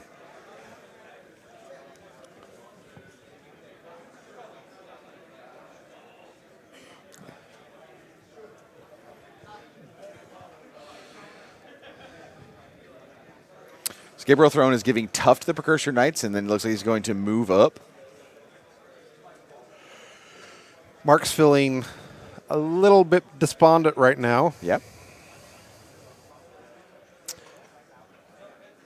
Which, if I was in his shoes, it's you have to definitely have a good mental game to not go on tilt in these type of situations. Sure, absolutely.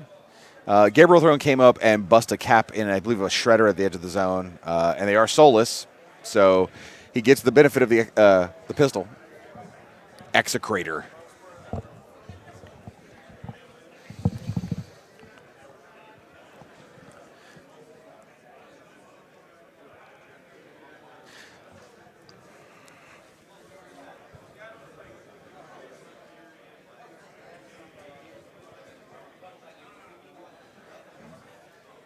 Gabriel Throne's going to stay in position so that he can be arced through with Fiona. Yeah.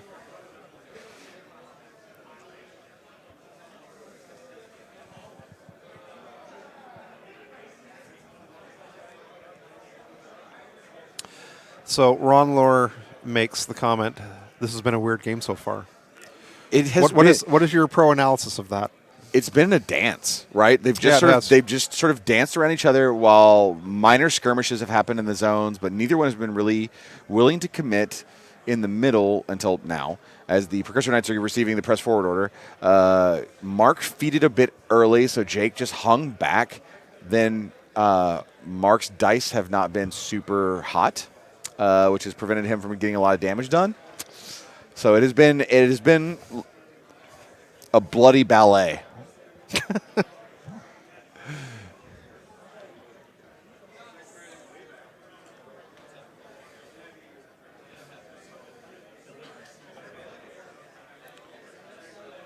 And the Precursor Knights, with the press forward order, I think there was one actual charge that went off. That's the one in the top end near the that we see up there. But the rest of them, I think, are just spreading out and trying to protect and stop landing zones from coming through. Any of these many flying war beasts, especially even those that can't normally fly, which will gain flight during the feat, being able to go wherever they want to go. Wherever they want.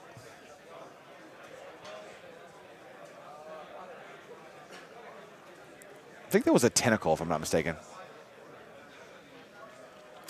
This is a swing going in on a shredder, the one out by the obstruction. Just needed a 5 to hit because of the Morrowind Archon nearby. Morrowind Archon might have been 6. Yeah, and he does 11 to the 2 on that shredder, leaving it alive on 2. But a living beast is a living beast. Especially with Psychosurgery. Yeah. Psychosurgery can heal the entire battle group.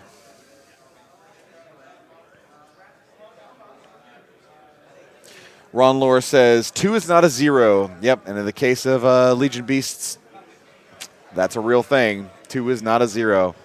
If it's alive, it can do damage. We do see, however, that shredder that was holding the zone, the Morrowind Archon went in there and was like, nope, this zone belongs to angels. We got both the Thamorite and the Morrowind holding that upper zone.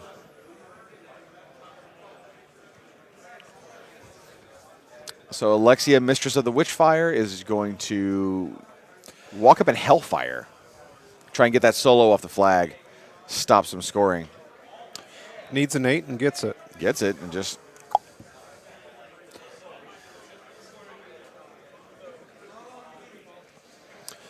repositions back.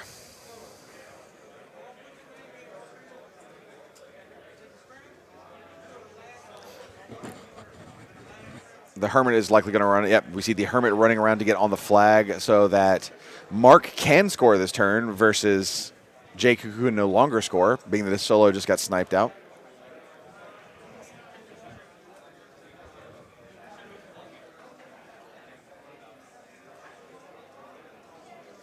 Yeah, I'm not really sure what Mark is going to do with the Blockador this round.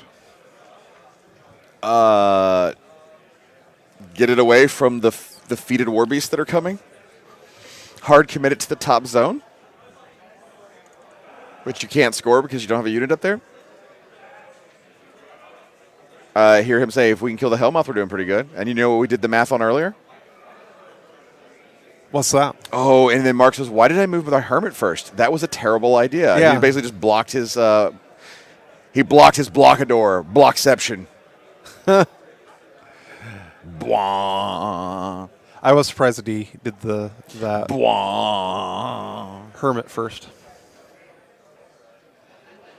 Now, chat has been loving the D3 shots on the Thamorite Archons, which, makes sense. Maximum fun. Let's see how much fun the Blockador can have. As it turns out, sometimes when your gun is ridiculously powerful, sometimes there's a variable mechanic to it. Huh. What if... Don't say it. Don't even say Rate of Fire 2. Just don't say it. What if it was Rate of Fire 3? Stop. Never gonna get it, never gonna get it. Never gonna get it, never gonna get it.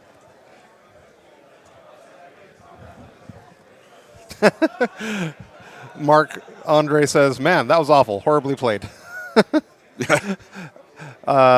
No comment, sir. Yeah.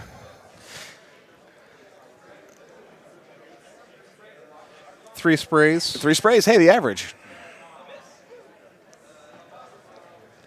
He's having to spray over his own Archon because that's a feel good. Missed his Archon. Misses Archon. Hellmouth. Hits. He's going to boost damage. He does 4 to it. 4 damage. Okay. Misses the Archon.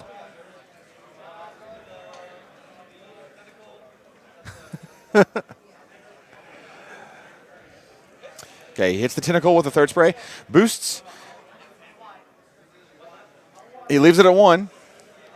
Last spray. Did he have another focus on it to be able to boost? No, I don't think so. Oh, look so. He does 3 damage to his own Archon. He actually hit it that time. He hits the Hellmouth. He's got 1 left. Needs a 5 with 1 die. Oh, he didn't have another focus. So it survived. Yeah, I mean it's basically mathematically impossible to kill a Hellmouth. I don't think you know what math is. Oh, that could be true. Imperatus Game says, my wife just said, you can tell he's our age, to the never going to get it line. That was a good song, man. Okay. That Hellmouth should have died. I'm from Idaho. We don't really have music. Oh, I'm from the Bayou. We definitely have music. We definitely have music. Matt McWaters is giving me a slight massage. It's nice. It's nice. Oh, now it's getting a little weird. But it's still. Oh, now it's getting really weird. We've got some good commentary here from Salsa Sharko 1. Thanks, Matt. Only 2 Archons and a Colossal needed to almost kill a Hellmouth. That sounds about right, yeah. The Archons didn't even attack the Hellmouth. The Archons were killing other things in the zone. They didn't even target it once. All the damage on it came from the Blockadeer. And he rolled bad. I love that you're... Like, I don't want to hear it. That you're now calling it I'm indignant now. The Blockadeer.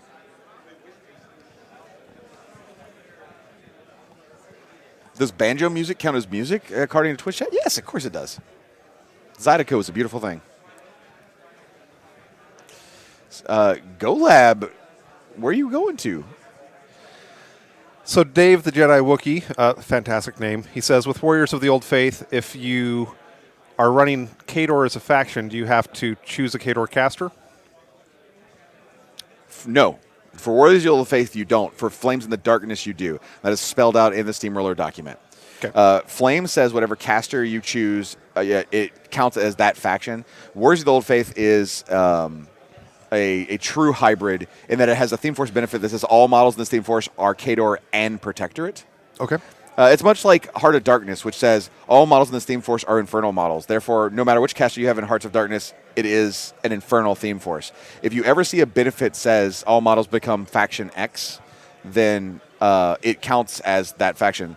Like upcoming Strange Bedfellows says all models are Mercenary and Convergence. Therefore, it is both a Mercenary and a Convergence one. Flames is the only unique one where it doesn't have that line, so we had to make the ruling. It became the faction of whatever your lead caster was because it had that weirdness. Just to be clear, you could, for example, play a Vlad 3 Warriors of the Old Faith list, and then you could play a Harbinger list along with it.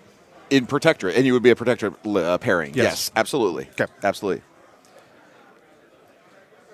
The alliances have definitely, the Alliance Theme Forces have definitely shaken up things, and it's, for those of us who've been playing since 2005, it's a very strange thing to wrap our heads around, but it's part of the narrative of a world that's being invaded by these demons that are going to kill everybody, and it doesn't matter how much you might hate somebody because of some old grudge. You're doing whatever you can to survive, and we're seeing the game storyline, which War Machine has always had an evolving plot line, begin to represent it. And for some people, they think it's really cool. For some people, they're like, I don't get it. But no matter what, a lot of those lists are fun to play on the table. So we have a comment here from Homer127112. He says, Jay is just salty that he isn't playing Legion and therefore can't play with Hellmouths. You're not wrong. Yeah, well, you could play Legion. You own. Actually, I own 2 units of Hellmouths. See, get out of here with your nonsense. We see that time has clicked back to Jake. Jake has 15 minutes. Let's see how his time management goes. So it's obvious that Jake is going to feat this turn. Yes. Marc-Andre, he did go up to 2 points on his turn. Jake stayed at 1. I don't know that that's going to matter. What do you see happening here? So I know that you want me to believe that this can't happen, but we're on the top of round 4. I think that one of these players is going to clock out before we have a scenario victory. Oh, no, I think... You think Marc-Andre is going to, just not Jake? I think both players are excellent at clock management. I'm just saying, when we were talking specifically about Jake in the very beginning. It was very Jake-focused about clock management, and I just said I would be incredibly surprised, and I just didn't think it could possibly happen because I've watched so many of his games and commentated so many of his games, and I cannot honestly remember a time...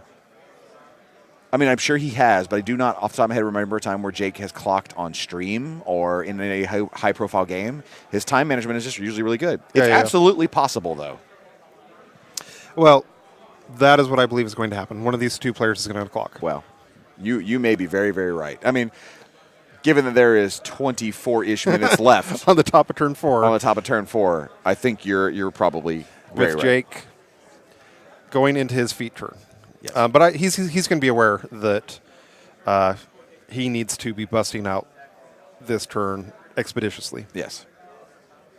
Not much time to think about things. I'm a little surprised he's actually not having a little bit more urgency with his turn so far. Has a solo come over. I believe that's a muck. Get on the flag so that he can be scoring that.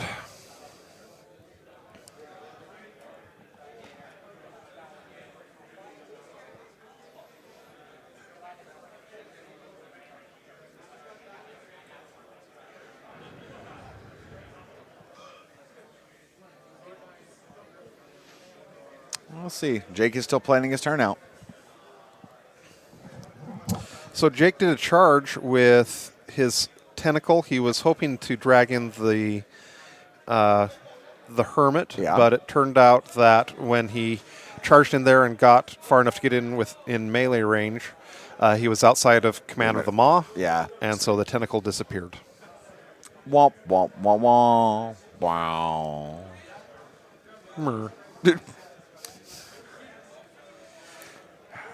Tony, we need sad trumpet soundboards one day. Can you make that happen? Thanks, dude. So, Chaos Dragon says, is there a chance that someday doing a cross-game list like Flames, but War Machine Hordes working together, like Troll Signar, in one army list, for example?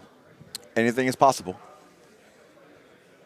I think War Machine and Hordes crossing in a single theme where you could have mixed Warcasters and Warlocks would be very, very weird, and I would be surprised if that was ever the way the storyline went. But at the same time, I never expected them to show me concept art of Robot Asphyxius and Robot Nemo. So when I saw those, I had my moment of shock and then heard how it was going and why it was going down. So we'll see. Anything is possible.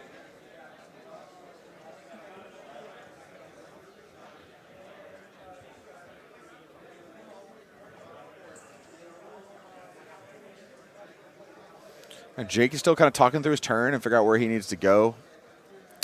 He's looking at slipstreaming up Proteus and then having it charge to here where the proxy base is with the intention that it's going to end up contesting this flag over here. Okay. Well, Absalonia is moving up. So she's going to be charging up and feeding, and she's going to be trying to kill something so that her... Is it Alpha Hunter the name of the ability? Alpha Hunter is the name of the ability. So that she can trigger that for the rest of her force. Yep. Which is kind of a big deal. Checking out how close she is to Fiona.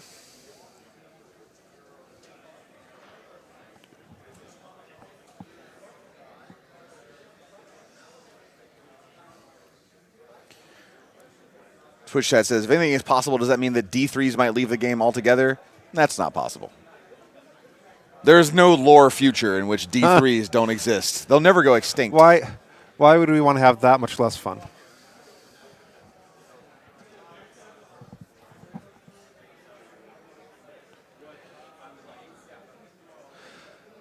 Lord Rourke says Magnus goes back to Scorn when he pisses Striker off even more. Fair. Some Magnus Scorn stuff would be cool. It would. The suggestion that was made earlier, trolls could make some sense with Signar. Yeah, sure. I can see Trolls taking some human refugees in to help him out. Magnus going back to Scorn would be a hell of a development.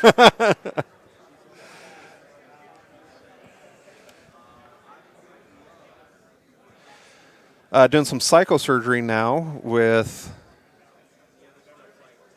Absalonia 2. Jake's broken the 9-minute mark at this point. He has. I'm getting nervous. Like, watching this, I'm just like, it's so close. Time is starting to run out.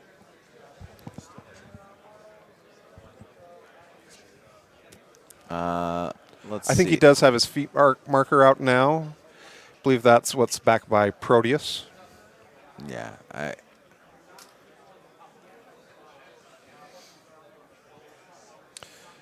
Got a kill, which does a vengeance and a soul.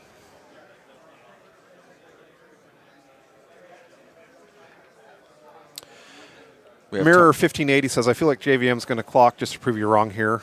That would be the classic spike maneuver. I mean, yeah, shows me, right? Wait. Tony went to get confirmation of if feet is up, and feet is in fact Feet is live. Boop. That's the feet token. Let's take a look at the top down.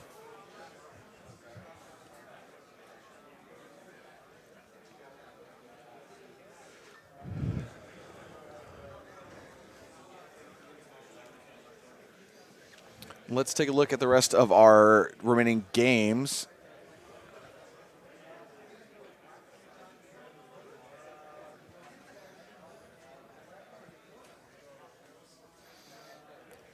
Oh, that doesn't. Wait.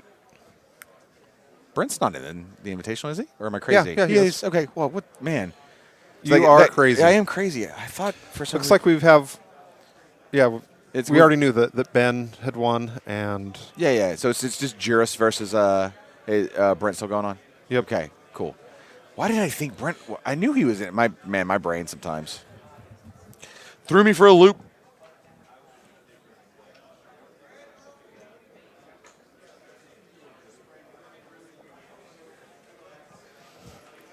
All right. I'm curious to see what Jake's 6-minute and 30. So here's the question: plan is he even going to make it out of this turn?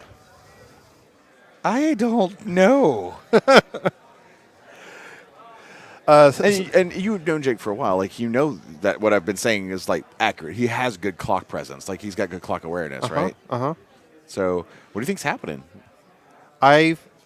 When he went into the tank as hard as he did on turn 2 and didn't really pick up his speed as the game went on, it felt to me like, for whatever reason, something different was going on this game. Steven Swayze does a comment in the chat. For those who don't know, that's Nigel from Muse on Minis, and he's one heck of a sweet dude.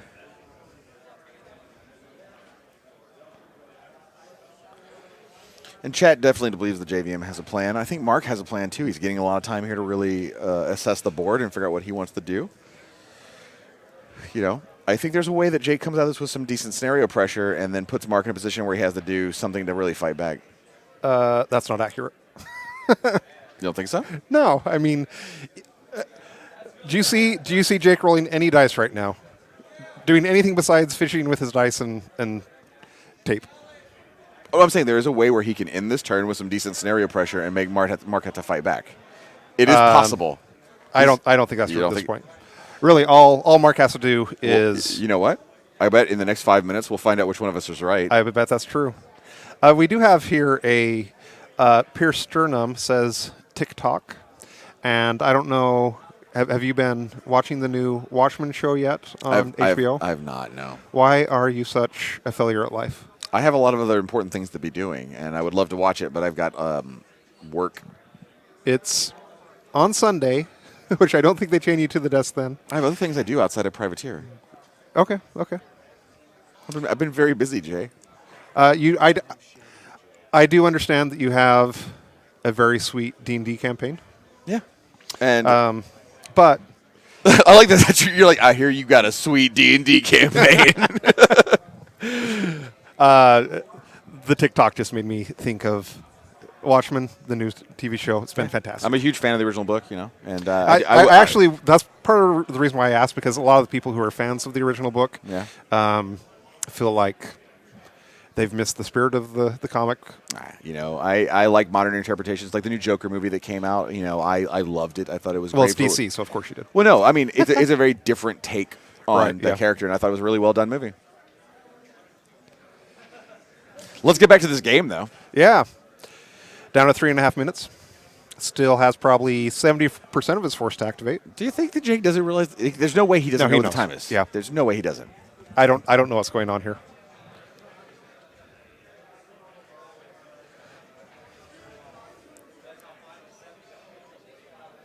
So, big spiked roll against the Angel. Just drops it.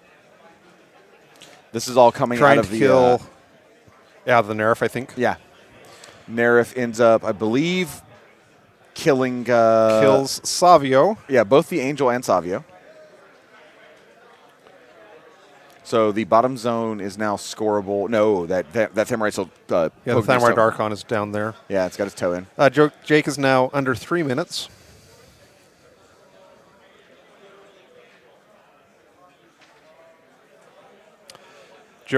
Jake just commented, I don't know, I'm just going to die because I don't have enough time left. I find this a very surprising end.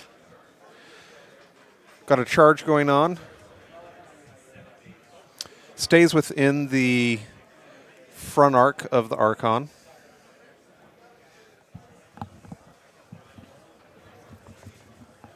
I will admit to being honestly shocked. I'm just very surprised. Well, there you go. This was my prediction ages ago. Sure. Sure. But I'm just very, very surprised.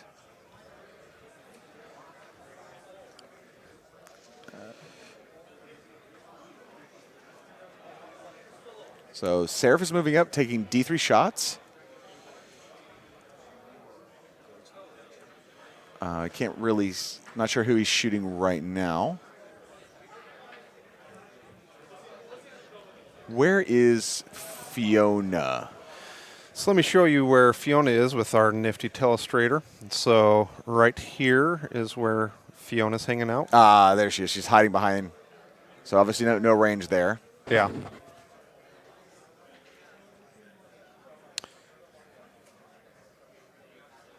Looks like a Shredder is going in on the Thamurite Archon. Does have flank, under feet. Just picks it up. One Shredder. Just removes the Thamurite Archon casually. As one does. Proteus runs. Has flight, so he can move through all these other things. We have broken the minute mark now. Shredder runs. Shredder runs. Has that a Blight Wasp or a Harrier? Can't tell. Flips the time. Time. So Jake scores 2. The score is now Mark has 2. Jake has 3.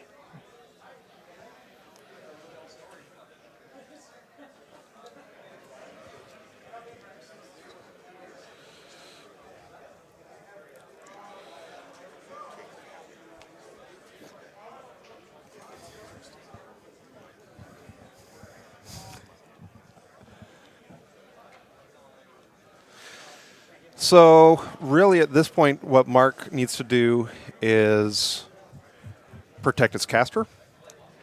Yes. Make sure that he's contesting elements and pass the turn, and he should get the win. I agree with you, 100%. I mean, he has enough models literally to just place them in zones and near things. Right. Pass turn, and then Jake has to spend time killing them, and that just won't happen. And you just run Fiona. I don't know. Over near the top zone behind the blockader. Like, just bounce. Be like, definitely out of range of a Hellmouth grabbing me. There's a couple shredders over here, but I'm in safety.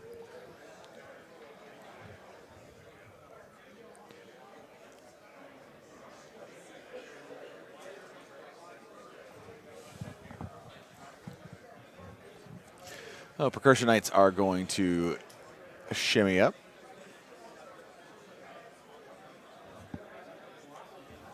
Take a quick look at the rest of the players. We see that AK is making a judge call right now on the Juris Brent game. Seeing it looks like if something's in range. We'll find out. Charles Erasmith from Blight Makes Right. He's watching the game. As are a lot of other people that are on our camera side, so you can't see them. We see Jason Watt is among the group watching, who won the LCQ, made it to a second round, and then got assassinated by... Just a few seconds left, I think, by Matt McWaters? No, by Bubba. Bubba assassinated him with 15 seconds left on one of a less than 8%er. Oh, wow. Needed 2 unboosted 10s to hit, and then had to roll like 10s on damage, and it was just like hit boxcars, hit 11. I do feel like the... classy move by Mark would be to charge in the blockador and finally remove that Hellmouth. I mean, it's only got one. And they're pretty easy to get rid of. So that's a good point. Fire goes out on the Angel up top. I'll be a little bit curious to see if he opts to just run with Fiona towards the upper edge of the table. I think that would be probably the move that I would end up. I mean, you camp Max and you run. You have no reason to not camp Max. Because Jake's win now is to assassinate you. Morrowind Archon charges out, is going into one of the lessers, and just blows it up.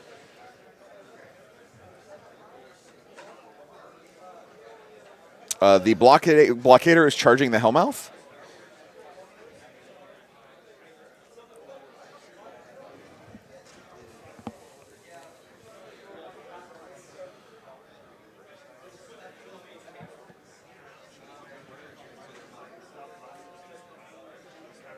Actually, he decided to do the Thamrite Archon instead. Yeah. It's going to make D3 shots. It gets one shot. Shooting the Hellmouth needs a 5. No. Fails to kill. All right.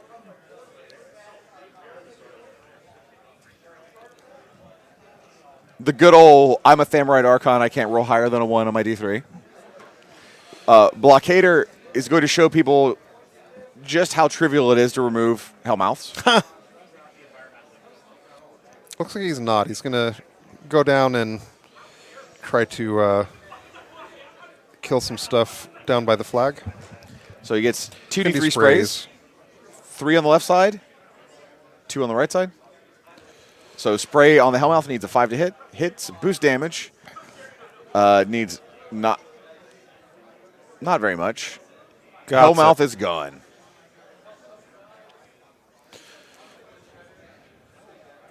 He's checking his right sprays to see what happens if he attacks the Shredder.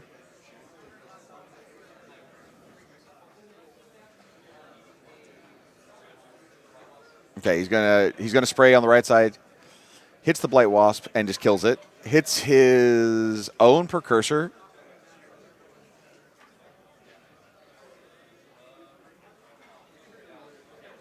Yep. Hits his own Precursor and murders it. And then on the Shredder, he hits it and murders it. And he's got nothing left to spray.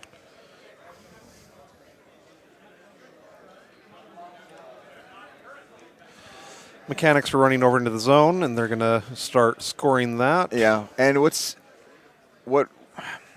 That Hellmouth really went down very easily to 2 rounds of being attacked by a blockader.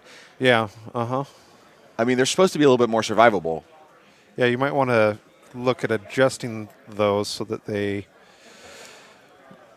get a little bit stronger, a little bit more survivable. All right, well, when that happens, I'm sound clipping this. Specifically what you just said. And I'm just going to play it over and over again during the dev chat, okay? Hellmouth gets shield wall. It doesn't even make sense.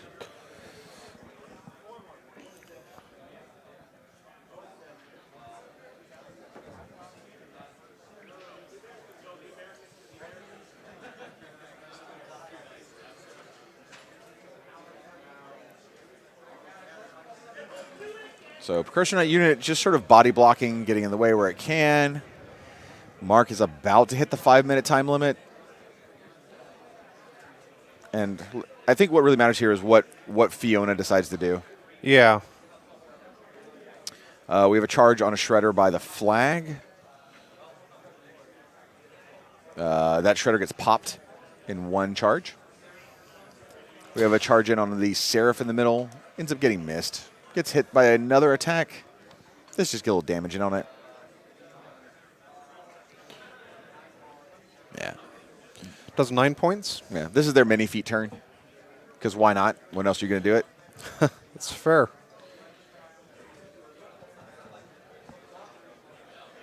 We hear Mark go, "Am I done?" And he's like, "Wait, no, Fiona." And So we yep. do as he does as expected. He runs, and then And Jake that- concedes. And that is the game.